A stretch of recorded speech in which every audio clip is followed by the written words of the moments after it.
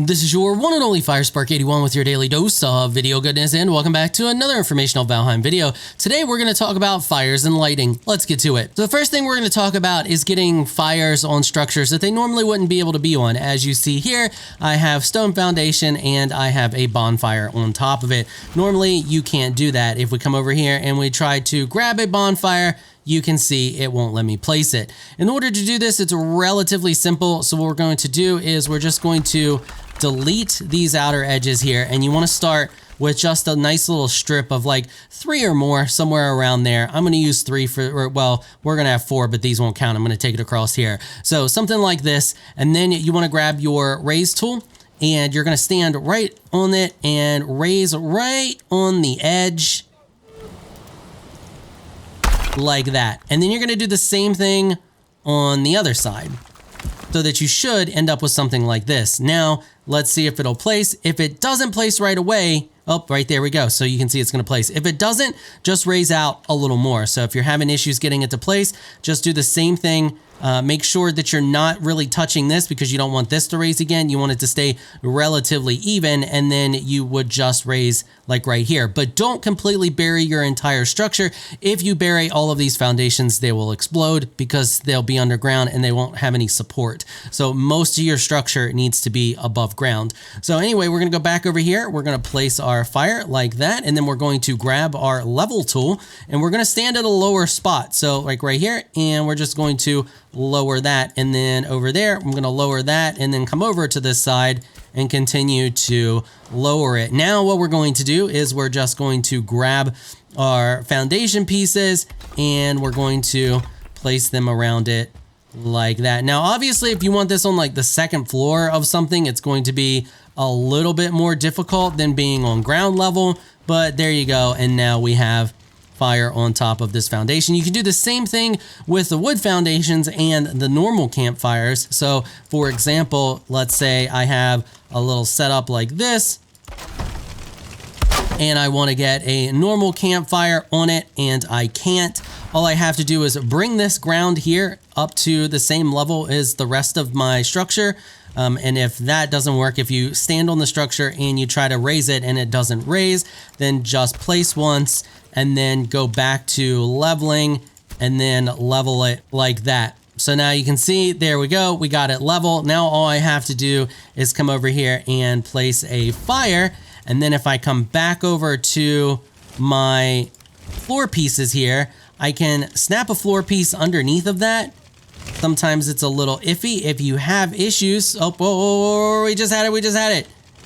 If you have issues, you can place other pieces around it until you can get that nice snap right in there like that. And now I can delete these because I no longer need them. And now I can level this ground back out. I can bring this ground back down if I just do that.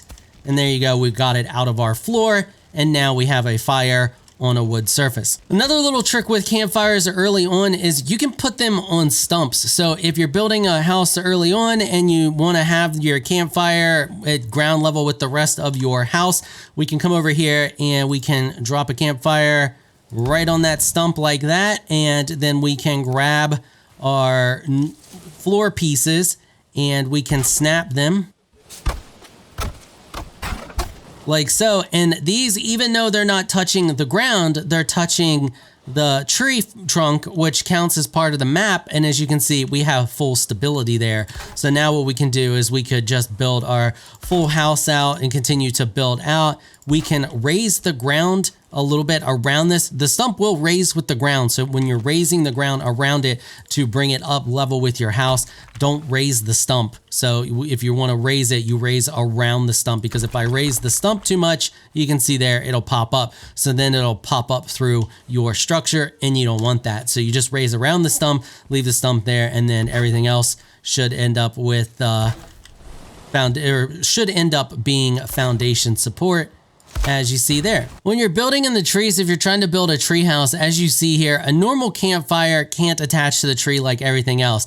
You can attach your build pieces to the tree and the tree counts as foundation, but for some reason you can't attach a campfire to it. Even if you try to like place it up in the branch there, it won't do the thing. I've tried. But what's interesting is you can take a hearth and you can place a hearth right like that. It counts as foundation support, and then you can easily have a hearth up in a tree, and you can build around said hearth like so, and use that as your connection point to the tree. And as you see, all of these wood pieces that we're connecting to it also count as foundation pieces because they're connected to the hearth, and the hearth is stone.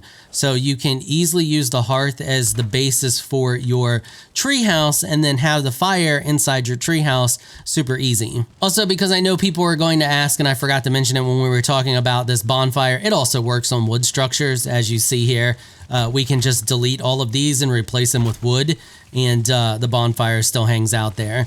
Okay, so now I want to talk about lighting and hiding lighting, because I covered this in a build tips video. I talked about how to make your walls too thick like this. If you want to know how to do that, check out that video. It's in the playlist. The link for that playlist is down in the description. There's also a lot of other good stuff there. But anyway, so we talked about hiding lighting, and when I did that, I had the wall placed fully in front of the lighting, and your only way to get to your lighting was to remove the wall and then refill your lighting that way, and then put the wall back. And that could be annoying for some people. Some people didn't seem to like that. They wanted to know how to get to the lighting. So I've come up with a couple of different ways to hide your lighting and at the same time be able to give you access to said lighting. So let's change the time real quick. So here we go. Now it's nighttime, and let's put out this bonfire so that you guys can see a little bit better here. So now it's nighttime, and you can see we got nice lighting coming from this little gap here in the wall. And it's just a tiny little gap. It's not too crazy noticeable, but we can easily access our lighting standing at the sides here, but the majority of the lighting is hidden. To do this, it's relatively simple. You just make your walls too thick, like I show you how to do in the video. And then what we're going to do is we're going to place a wall like that, and then we're going to grab our beam and we're going to place the beam right there. Then what we're going to do is we're going to look at that, and we're going to hold shift, and we're just going to line that wall up. When you hold shift, it pops it out of the snap point of that beam, leaving you a small gap there. So then we're going to do the same thing on this other side. We're going to hold shift. We're going to look at it. We're just going to line it up with the rest of the wall, and you can eye it up relatively easy. So like that. And then what we do is we just delete that beam, and then we have a tiny little gap there in the wall, perfect little gap. And then we can easily access our lighting, as you see there. Now, another trick you can do that's similar to that is you can use a door. As you see here, I have the lighting hidden behind a gate. It's a little different. It adds like a little divot to the wall, but you can get creative with it and do other creative things, but you can easily hide the gate in a gap in the wall. So for this one, you just have a full wall open there. You can put as many torches as you want in there that you want to be able to like access. So we can come over here and grab a couple more if I wanted to, and we can look down and we can shove them back in there like that. And then what you want to do is you want to grab your gate. So we're just going to grab the gate, and it'll snap right into place like you see there. Now we just have like a full gate there, and you may not want that. You may want to try to hide that a little bit, and you can do that relatively easy if you grab one of these beam pieces, and we're just going to snap the beam piece like that, and then we snap the wall in over top of it, and then we can delete the beam piece under it, gather up all the leftovers, and then there we go. We have our quick little easy torch access. I struggle, like I had a stroke there. Torch, your torch access, quick and easy with just opening the door, and it's still somewhat hidden. Now, you can also do double walls with the stone using the same technique, and we can leave a gap there and easily cover that gap with a banner. So you can see here, we have a gap in the wall, we have our lighting, we can get back in here, we can access our lighting, but that's a huge ugly gap, and you may not want to see that. You can cover that really easy with a banner.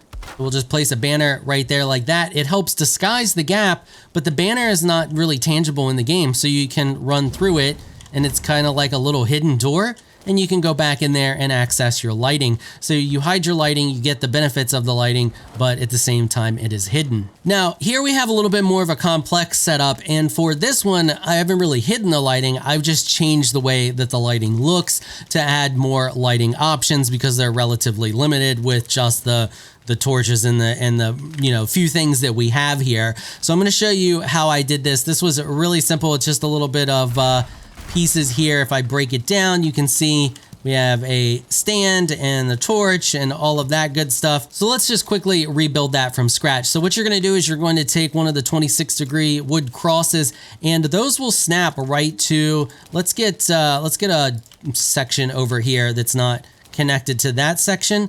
So if we just snap our wall there and we grab that piece, you can see the piece snaps right in. It wants to snap to the wall. So you snap it like that. Then you're going to go over here. You're going to grab one of your torches, whichever torch you want. I'm going to use just the standing torch because it's easier to hide. Then you see how we have that little, there's that like that little divot there underneath the X. That's what we're going to aim for. And we're just going to shove the torch back underneath of it and try to center it up the best you can, because you don't want it all the way in the wall. And then you get that. Now what we're going to do is we're going to grab our wood beam, and the wood beam should snap right to it like so. Then we're going to come back over here. We're going to grab our item stand, and we're going to line the item stand up with the back of the torch like that. And then we can look at it and hit 5.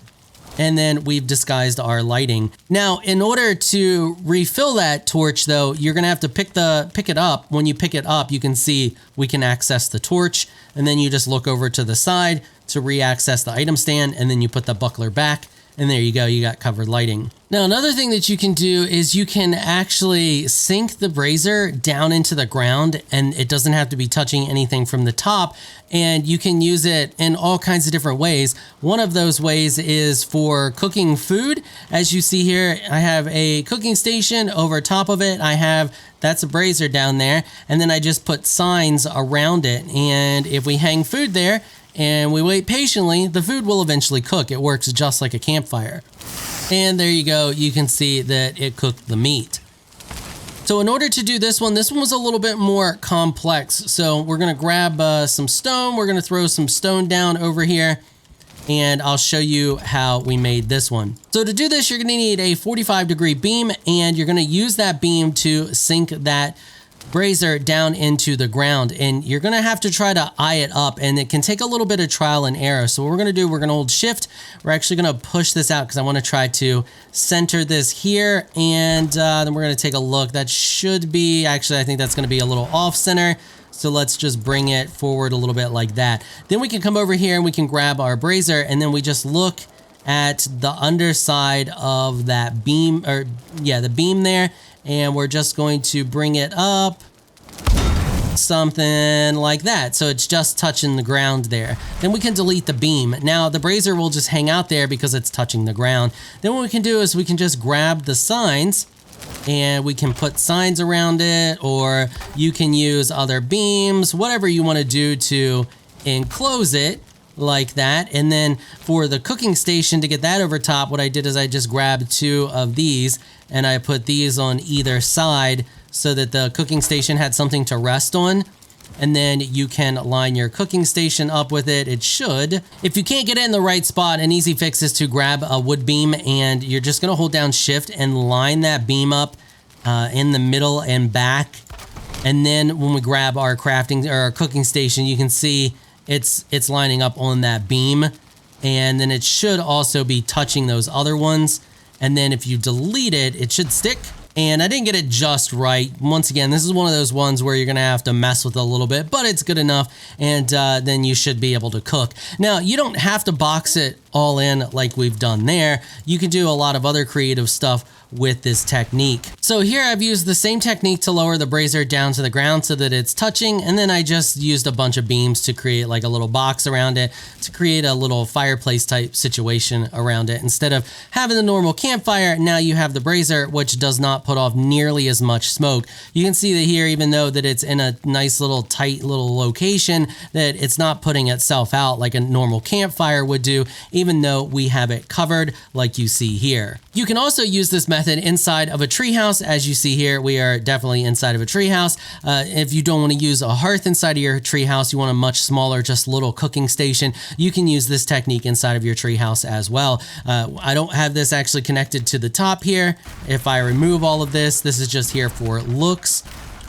So there we go. We delete all of that, and you can see that it's still just hanging out because it's touching the floor here, and it works perfectly fine. Doesn't put off nearly as much smoke as a normal fire. I mean, it's maybe it's putting off a little bit there, but it's burning strong, and I can easily cook meat on top of it, as you see there. Works great for a cooking station. Okay, that's pretty much it for this one. Hopefully you all found this one helpful and informational. If you did, consider hitting the subscribe button and the notification bell so you can be notified when I put out other Valheim content. And I don't just cover Valheim, I cover all kinds of different games, so you never know when I'm going to be making guides for a game that you may be playing. All right, that is going to wrap it up for this episode. If you like what you saw, consider hitting that sub button. I want to give a big thank you to my patrons for making this episode possible. Y'all are absolutely amazing people. If you would like to join my Elite Crew Patreon supporters, please check out the link in the description below. If you enjoyed this video, please leave a comment down below. Let me know what you thought. If you're shy, you don't like to comment, just hit that thumbs up button and show your support. Until next time, thanks for watching.